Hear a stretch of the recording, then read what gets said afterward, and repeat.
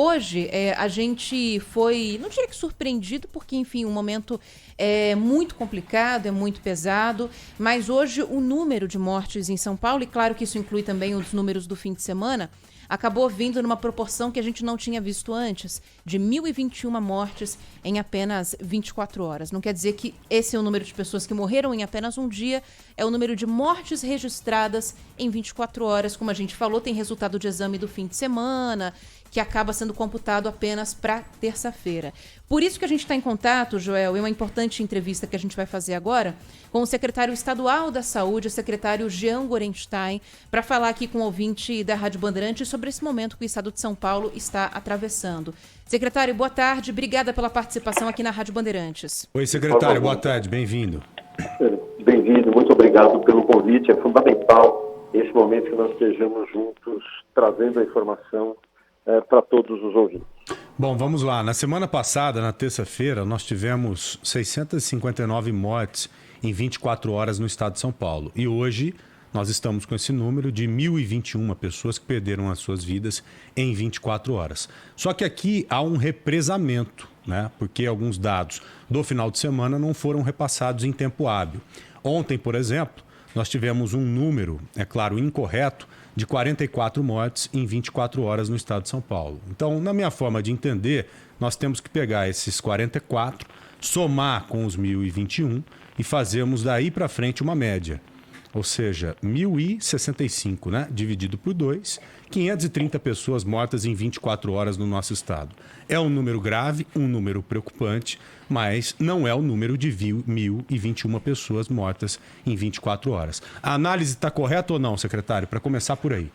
Sem dúvida alguma. Para se ter uma ideia, nós tivemos uma média móvel, a média dos últimos 7 dias, alguns dias pouco a menos, um pouco a mais, mas a média, 493 óbitos ao longo da semana anterior.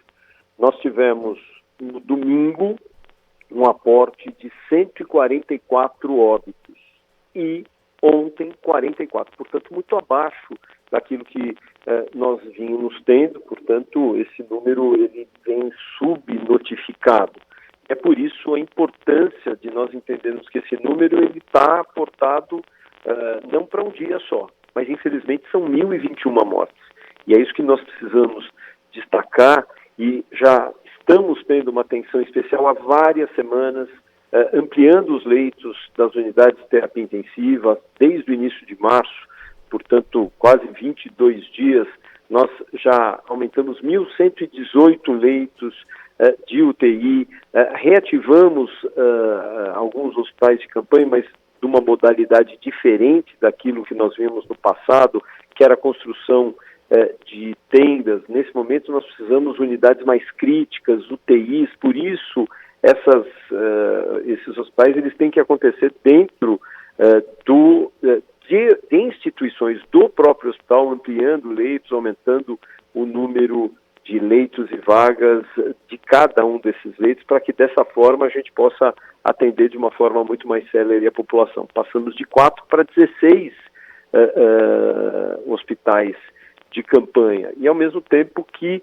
nos preocupamos muito com a assistência em relação ao oxigênio, que essa é uma grande preocupação. Durante toda a semana anterior estivemos em contato com os produtores de oxigênio, produtores e distribuidores, e nós entendemos que o Estado não teria nenhum problema com relação ao oxigênio nas suas unidades hospitalares. A preocupação seriam exatamente as pequenas cidades que dependeriam do cilindro. E aí nós passaríamos a ter um problema de logística. Imediatamente, o governo do Estado de São Paulo iniciou uma tratativa com a parceria privada, no sentido de que eles pudessem nos ajudar. Nós tínhamos tentado conseguir usinas de oxigênio, isso não foi possível, mas a Ambev conseguiu uma usina de oxigênio que ela vai instalar exatamente na região central do estado, na região de Ribeirão Preto, onde 120 a 150 cilindros serão enchidos e distribuídos. E a nossa questão era logística. De novo, a Ambev está aí para promover uma maior distribuição através dos seus caminhões para os municípios. Da mesma forma que faz com o refrigerante, por exemplo. O refrigerante vai cheio, um vasilhame cheio, ele volta com ele vazio para ser enchido e novamente é deslocado, ele é reposicionado para essas regiões, ou seja, garantindo que cidades pequenas e que dependem do oxigênio, do cilindro do oxigênio, não sejam desabastecidas. Agora, secretário, já há algumas semanas o governo de São Paulo, o centro de contingência também, vem falando que a gente em março possivelmente teria o pior momento da pandemia, que seria um mês muito difícil. E aí a gente vai vendo recorde atrás de recorde, números cada vez mais altos, cada vez mais leitos de UTI sendo abertos, e a gente fica se perguntando qual é esse pico, né? Quando que esse pico chegaria? O senhor acredita que a gente está nesse pico, que a gente está, por exemplo, na semana mais difícil, ou o pior ainda está por vir?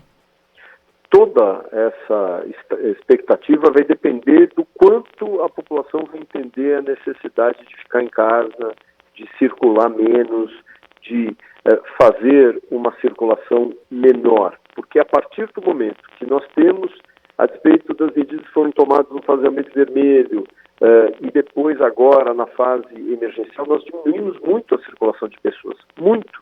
Realmente, seja no transporte público com mais de uma queda na diminuição da circulação de pessoas agora no faseamento emergencial de 4 milhões de pessoas a menos nas ruas. Para se ter uma ideia, no faseamento laranja nós tínhamos 1.500.000 pessoas a menos nas ruas. Então, sem dúvida alguma, essas restrições são muito importantes. Mas nós ainda observamos, principalmente nos grandes centros, uma grande circulação de pessoas pelas ruas. As pessoas têm que entender que junto com elas circula também o vírus. Então é muito importante que nós tenhamos esse apoio. Nós estamos nos preocupando com tudo, ampliando leitos, ampliando a capacidade de distribuição de oxigênio, a preocupação também com medicamentos, por exemplo, principalmente daqueles kits de intubação, que são anestésicos, relaxantes muscular para poder promover a intubação, ou seja, colocar aquele caninho para respirar com o respirador. E o que fizemos, junto com a Associação Brasileira de Anestesiologia, mudamos os protocolos, porque esses medicamentos já estavam faltando em várias instituições e na maioria dos estados. Então, com isso, também fazendo com que nós pudéssemos ajudar cada vez mais a assistência das pessoas que assim precisassem. Mas nós precisamos, a velocidade é muito grande. Só para ter uma ideia, nós tínhamos, no dia 22 de fevereiro, uma taxa de ocupação de 68% das UTIs. Nós tínhamos lá, nas UTIs de todo o estado de São Paulo, 6.400 pessoas.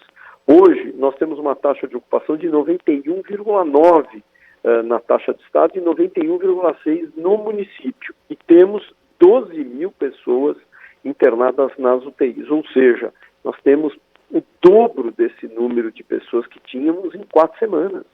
Ou seja, a velocidade de transmissão desse vírus é muito maior e muito diferente daquilo que nós vimos na primeira onda, e o comprometimento de pessoas mais jovens e de formas mais graves também foi maior. E hoje temos observado mulheres grávidas fazendo quadro grave e crianças, algo que nós não víamos com a outra variante que nós tínhamos na primeira onda. É um crescimento numa velocidade realmente incrível, né? Quase o dobro de pacientes em 4 semanas. Só que nos últimos 4 dias eu vi alguns números de ocupação de leitos de UTI e percebi que o crescimento está bem menos acelerado do que na semana retrasada, por exemplo. Já dá para bancar isso e dizer que já seria o resultado do isolamento que estamos fazendo hoje, o início com a fase vermelha e logo depois com a fase emergencial? E além, se o senhor confirmar isso, dizer que realmente o crescimento está em um ritmo menos acelerado, quando que nós chegaríamos no pico? Reforçando a pergunta da Ana. Vamos supor que a gente continue com as mesmas medidas que temos hoje, com os mesmos efeitos que temos hoje, efeitos positivos, é claro, do isolamento social. Quando que nós sairíamos do pico?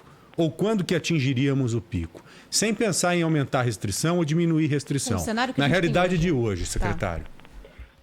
Se nós olharmos, respondendo aquilo que você disse, de acolhidas menores em unidades de terapia intensiva, na semana na 13ª para o dia 13 para o dia 14, analisando o dia 20 para o 21, nós tivemos no dia 13 para o 14 mais de 300 pessoas sendo internadas nas UTIs.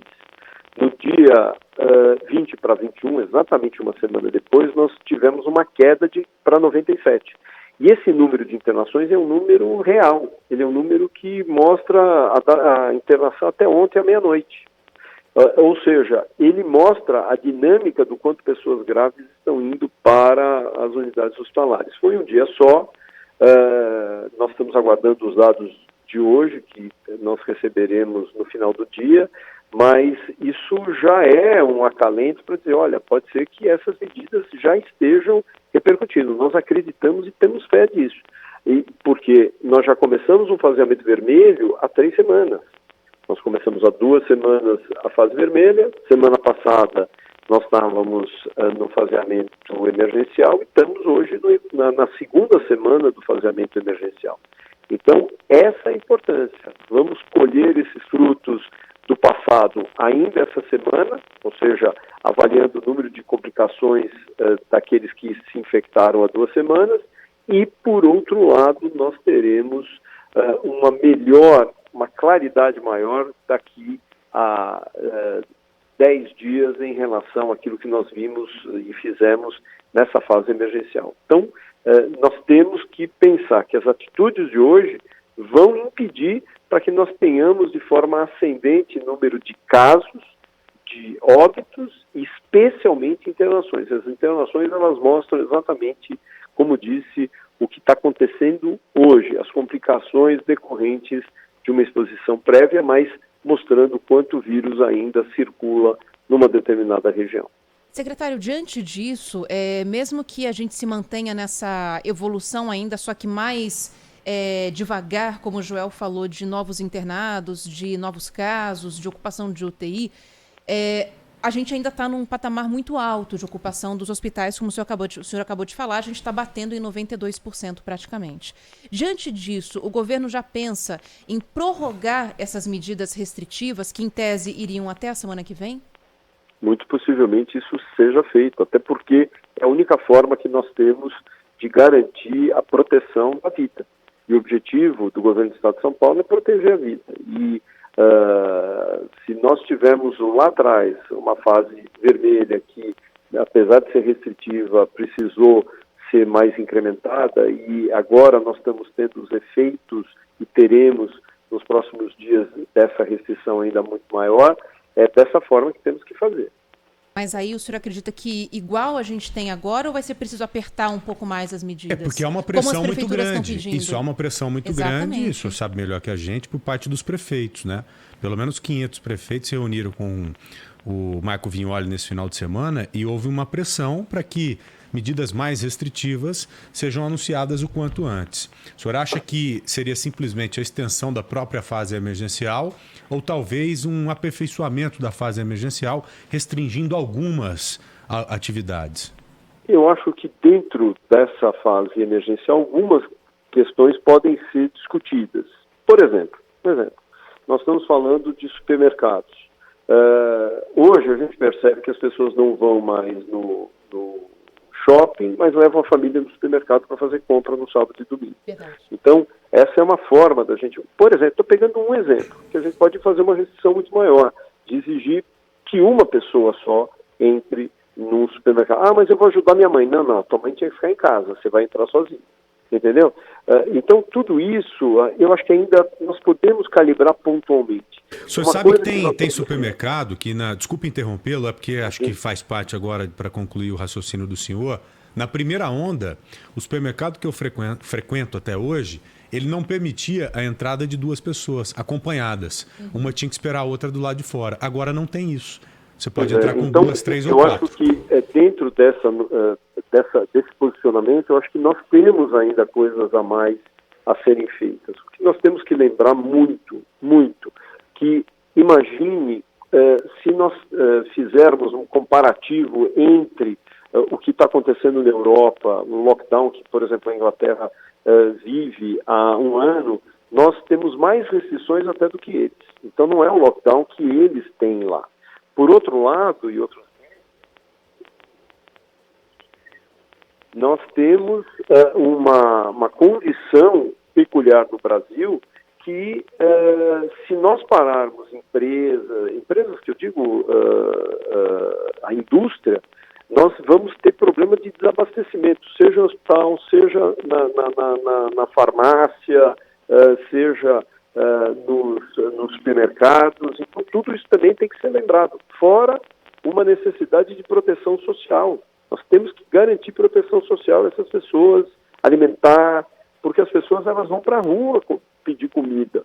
A gente sabe o quanto nós temos pessoas, trabalhadores informais, que saem para fazer um trabalho qualquer e voltam com dinheiro para poder comprar pão e leite para os seus filhos. Então, essa forma de aumentarmos a restrição que já está funcionando, ela tem funcionado, e nós podemos ainda calibrar ela mais, vai dar segurança que nós possamos estar atingindo um controle ainda maior da pandemia no nosso estado.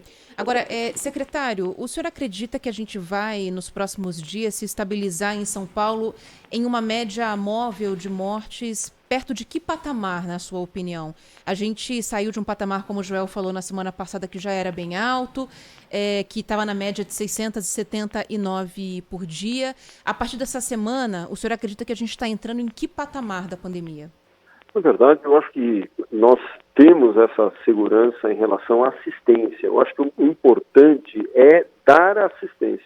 A gente sabe que a própria doença ela tem uma mortalidade dela, independente de toda a assistência que eu dou, de 40%. E ela se agrava nas condições do paciente. Então, se é um idoso, se tem problema no coração, se tem um problema no pulmão, a chance de agravo e de morte aumenta mais e mais. Ela se sobrepõe nesses quesitos.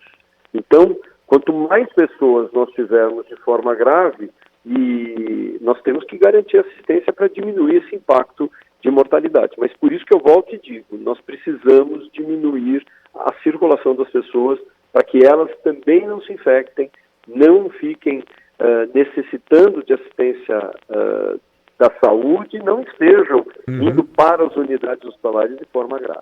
Agora, aproveitando o papo com um infectologista renomado, que é o senhor, e com um secretário de Estado, ou seja, uma pessoa que lida hoje com informações privilegiadas. O que o senhor pode dizer das vacinas que temos hoje no mundo? Porque já está sendo ventilada a possibilidade de surgir uma mutação, ou que surgiu uma mutação que não seja atacada por essas vacinas que temos hoje, ou pelo menos por alguma delas. Demande alguma alteração nessas vacinas. Exatamente. Né? Como que o senhor analisa essas vacinas que temos hoje, a tecnologia criada hoje para combater a Covid-19? O que o senhor pensa disso? Hoje, vamos olhar a condição atual do nosso país, tá? Eu acho que isso é algo extremamente importante. Nós temos a distribuição de 25,6 milhões de doses da vacina do Butantan para todo o país, né?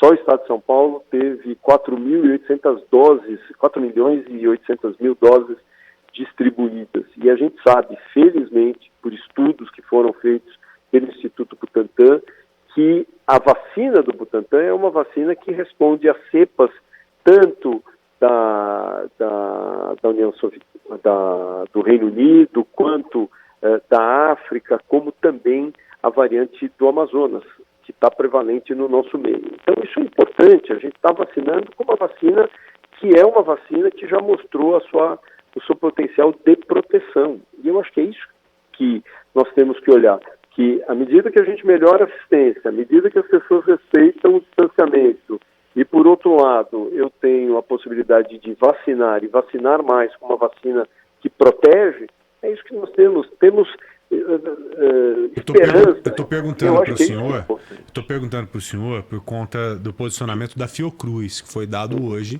dizendo que já há a presença da mutação da mutação. É uma espécie de evolução. Exatamente. Né, dessa cepa de Manaus. Talvez essa cepa ela estaria imune a algumas vacinas, ela estaria imune às vacinas que temos hoje ou estaria imune a qualquer tipo de vacina? O senhor acredita que esse vírus pode se transformar em algo totalmente inabalável por alguma vacina? Acredito que não, né, doutor? Pela evolução científica que temos hoje, acho que a ciência tem condição de evoluir e ir acompanhando as mutações desse vírus, não? Não tem dúvida. Primeiro que nós temos que entender que à medida que circula muito vírus, como tem acontecido, naturalmente o surgimento de cepas modificadas, que a gente chama de cepas mutantes, acaba acontecendo. Dessa maneira, essa é uma das grandes preocupações que a gente tem. Mas, por um lado, uma preocupação, por outro lado, atenção. Por isso, a importância de nós termos no mundo, e especialmente no país, a possibilidade de nós termos fábricas que produzam as vacinas. Por quê? Assim como nós temos desde 2009 o H1N1, desde então, várias modificações dentro da formulação da vacina foram acontecendo. Todos os anos, na maioria dos anos, nós temos modificações estruturais da vacina, ou seja, troca de vírus, acréscimo de vírus. Então, nós temos na vacina vacinas que compõem 3 vírus, outras vacinas da gripe que compõem 4 vírus, e assim vai ser uma realidade para a Covid. Nós, muito possivelmente, nas próprias formulações, teremos outras cepas que estarão sendo introduzidas naturalmente. E isso é natural, isso é o correto, isso é o que já se faz. Então não será uma novidade. Por que eu digo a importância de nós termos fábricas assim, tanto da Fiocruz quanto do Butantan? Porque a partir do momento que nós recebemos a transferência de tecnologia, a transferência de tecnologia é a receita do bolo. A construção da fábrica é a grande cozinha industrial, produzindo muito mais bolos com a nossa receita, podendo ser acionado e inserido outras variantes do vírus. Isso é absolutamente natural.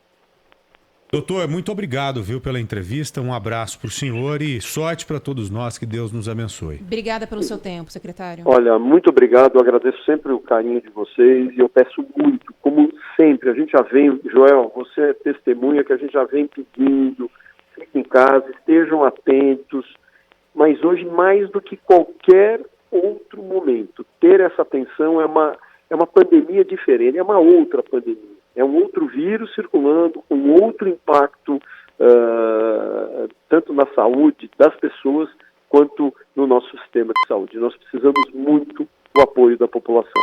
É verdade. E a população está apoiando já e vai apoiar mais ainda.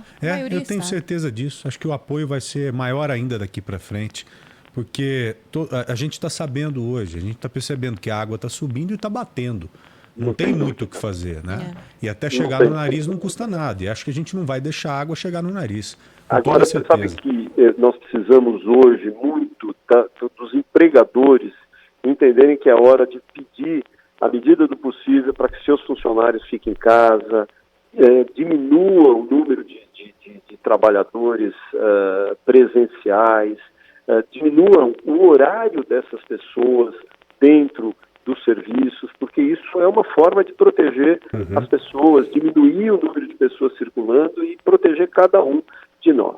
Agora, já aproveitando também, secretário, o governo está pensando em alguma alternativa um pouco mais eficiente para respaldar esses empregadores? Porque o empregador, para ele manter o funcionário em casa e diminuir, consequentemente, a produção de determinado produto, ou a venda de determinado produto, ele precisa de algum respaldo, porque a economia já está fragilizada, né? O bolso desse empresário já está fragilizado, está machucado. Situação. Então, para que ele continue empregando e mantendo essas pessoas em segurança, ou mantendo a saúde dessas pessoas em segurança, eles precisam de respaldo. O senhor acha que o governo deve apresentar daqui a algum tempo, daqui a algumas semanas, alguns meses, um socorro mesmo para o empresariado aqui do estado de Goiás, do estado de São Paulo?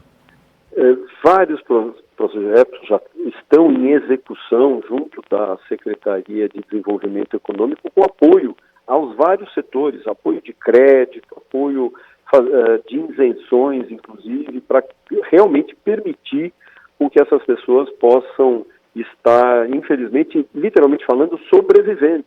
É uma outra doença. Agora, a doença, logicamente, a gente entende que tem todos os seus impactos que fazem, infelizmente, parte dessa grande guerra que nós vivemos. Mas o governo do Estado sempre se preocupou nas duas vertentes, tanto com os empresários através desses apoios e auxílios, e ao mesmo tempo fazendo proteção alimentar, distribuição de cestas. Temos o Alimento Solidário, que é presidido pela Bia Dória, primeira-dama, e que tem ainda mantido, com todas as dificuldades, a distribuição de cestas básicas, principalmente em áreas muito carentes, em áreas que nós já diríamos de extrema pobreza. Então, nós precisamos garantir isso, precisamos que realmente as pessoas possam estar protegidas para atender o nosso chamado de não saírem nas ruas. Secretário, muito obrigado, um grande abraço ao senhor, até breve. Até mais, secretário. Um grande abraço, obrigado.